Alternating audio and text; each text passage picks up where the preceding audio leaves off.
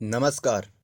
इस वीडियो के माध्यम से जानेंगे कुंडली के दूसरे भाव यानी कि धन भाव के स्वामी का कुंडली के सभी 12 भाव में फल। हम जन्म कुंडली से धन धान्य का विचार करते हैं, संपत्ति का विचार करते हैं, कुटुंब, वाणी, सत्य असत्य, व्यक्ति की प्रवृत्ति का विचार करते हैं, किस प्रवृत्ति का है, नेत्रों का विचार होता है द्वितीय भाव से। जन्म कुंडली के द्वितीय भाव से पड़ोसियों को भी देखा जाता है। नमस्कार दोस्तों, गुणेश्वर ज्ञान गंगा यूट्यूब चैनल में आप सभी का हार्दिक स्वागत है। दोस्तों, वीडियो पसंद आती हो तो लाइक कर दीजिए, कमेंट कर दीजिए, चैनल को सब्सक्राइब अवश्य कर दीजिए। अब हम जानेंगे कुंडली के 12 भाव में दूसरे भाव के स्वामी का फल किस प्रकार का रहता है। इससे जानने से पहले आपको अपनी जन्म कुंडली में देखना होगा दूसरे भाव के स्वामी कौन है। इसलिए अपनी जन्म कुंडली को खोलिए और देखिए आपके कुंडली में दूसरे भाव में कौन सी संख्या लिखी है, वहां पर कितना नंबर लिखा है। 1 से लेकर 12 तक कोई भी वहां पर नंबर लिखा हो सकता है। उसके अनुसार आपने देखना है उस नंबर के स्वामी कौन है, उस नंबर से कौन सी राशि बनती है और उस राशि के स्वामी कौन है। मान लो आपके द्वितीय भाव में 2 नंबर ही लिखा है तो इसका मतलब आपके धनेश शुक्र बने। अगर ऐसे ही आपके धन भाव में 5 नंबर लिखा है तो आपके धनेश सूर्य बने। अगर आपके धन भाव में 10 नंबर लिखा है तो आपके धनेश शनिदेव बने। यदि आपके धन भाव में 12 नंबर लिखा है तो आपके धनेश गुरु बने। इसी प्रकार से आपको देख लेना है कि आपके धनेश कौन है। उसके बाद हम चर्चा को आगे बढ़ाते हुए आपको बताएंगे कुंडली के 12 घरों में धनेश का किस प्रकार का फल रहता है। धनेश हर कोई भाव में अपना अलग अलग प्रभाव देता है, जो आपको अब बताया जाएगा। यदि किसी भी जातक की जन्म कुंडली में दूसरे भाव का स्वामी लगन में बैठा हो तो ऐसा जातक थोड़ा क्रूर स्वभाव का होता है, क्योंकि दूसरे भाव का स्वामी अपने से 12वें हो गया है। अपने से 12वें होने के कारण वह अशुभ प्रभाव देगा जातक को। ऐसा जातक व्यावसायिक क्षेत्र में अति सफलता प्राप्त करता है। ऐसा जातक अति चालाक होता है, व्यावसायिक क्षेत्र में बहुत लाभ कमाता है, धनवान होता है और धन के माध्यम से ही यह जातक कीर्ति अर्जित करता है। यदि इस जातक की जन्म कुंडली में 9वें भाव के स्वामी और सूर्य देव का सहयोग मिले तो ऐसे जातक को पैतृक संपत्ति का भी लाभ होता है। यदि 9वें भाव और सूर्य देव का सपोर्ट मिले ऐसे जातक को तो इनको पैतृक संपत्ति का भी लाभ होता है। अब हम जानेंगे दूसरे भाव का स्वामी दूसरे भाव में ही बैठा हो। दूसरे भाव का स्वामी यदि दूसरे भाव में ही स्थित होता है तो ऐसा जातक बहुत बड़ा धनवान होता है, धन का संग्रह करने वाला होता है। ऐसे जातक को धन संग्रह में अच्छी सफलता प्राप्त होती है, किंतु स्वभाव से नीच प्रकृति का होता है। जातक को अपने बच्चों से दूर रहना पड़ता है एवं वह अत्यंत अहंकारी हो सकता है।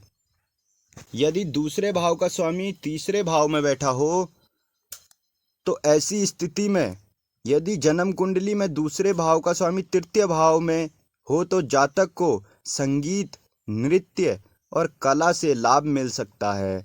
वह साहसी होता है। जातक अपने सपनों को साकार करने वाला होता है।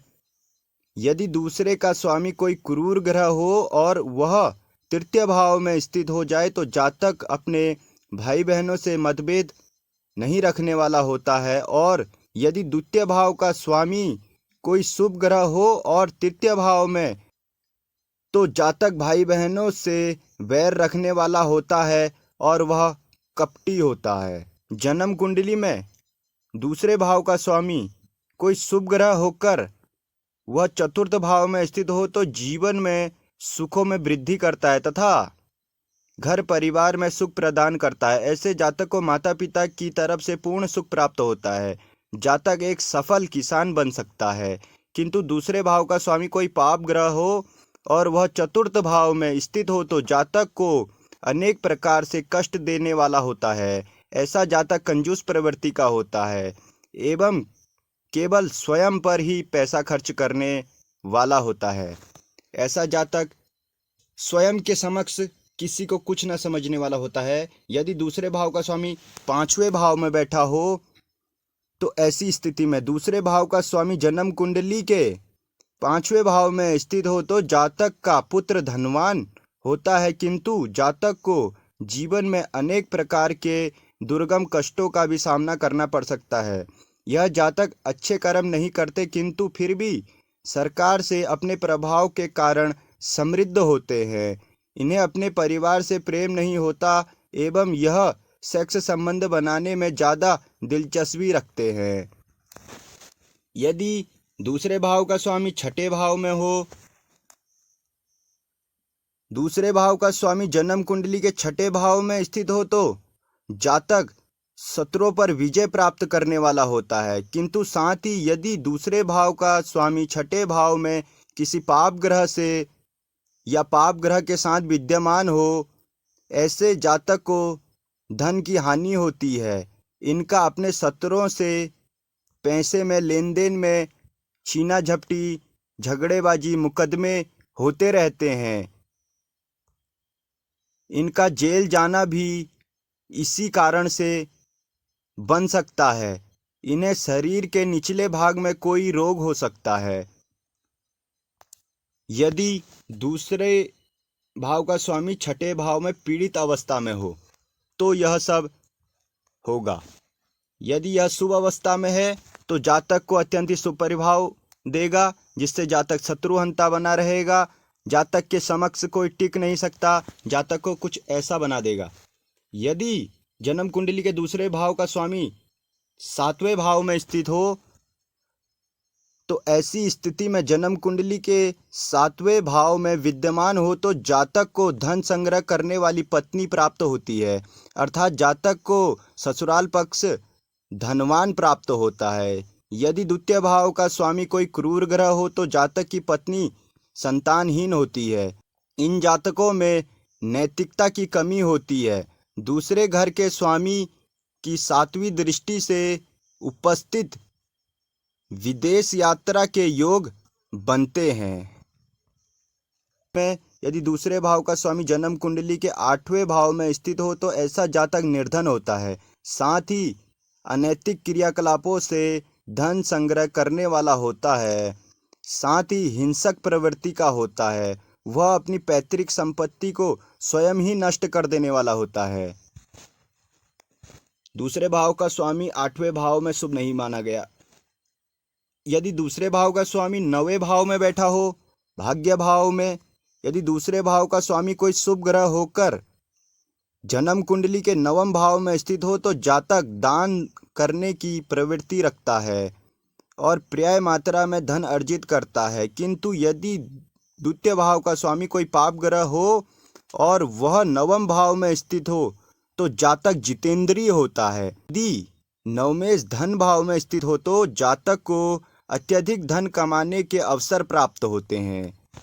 दूसरे भाव का स्वामी जन्म कुंडली के 10वें भाव में स्थित हो तो ऐसे जातक सरकार से धन अर्जित करने वाला होता है तथा पर्याय मात्रा में जीवन में धन संग्रह कर पाता है। ग्रहों के पीड़ित होने की स्थिति में ऐसा जातक कई क्षेत्रों में व्यापार करने की कोशिश करते हैं, लेकिन इन्हें हर क्षेत्र में असफलता हाथ लगती है। यदि द्वितीय भाव का स्वामी लाभ भाव में बैठा हो 11वें घर में, जन्म कुंडली में यदि दूसरे भाव का स्वामी एकादश भाव अर्थात लाभ भाव में स्थित हो तो जातक को अनेक प्रकार से लाभ प्राप्ति के मार्ग में पूर्ण सहयोग प्राप्त होता है। ऐसा जातक अपनी बाल्यावस्था में ही धनवान हो जाता है। ऐसे जातक के पास हमेशा धन रहता है। ऐसे जातकों को महाधनी की श्रेणी में रखा जाए तो यह ज्योतिष शास्त्र का कथन है। यदि द्वितीय भाव का स्वामी 12वें घर में बैठा हो तो ऐसी स्थिति में यदि धन भाव का स्वामी जन्म कुंडली के 12 भाव में स्थित हो तो जातक के जीवन में खर्च की अधिकता होती है और ऐसा जातक धन संग्रह नहीं कर पाता। इन्हें अपने बड़े भाई से स्नेह नहीं मिलता। अगर आपको यह जानकारी पसंद आई हो तो अपना प्रोत्साहन हमें अवश्य दीजिए, ताकि हम निरंतर भोलेनाथ बाबा की कृपा से आपके लिए ऐसी ही वीडियो लाते रहें। महादेव की कृपा आप सभी पर बनी रहे। हर हर महादेव। नमस्कार।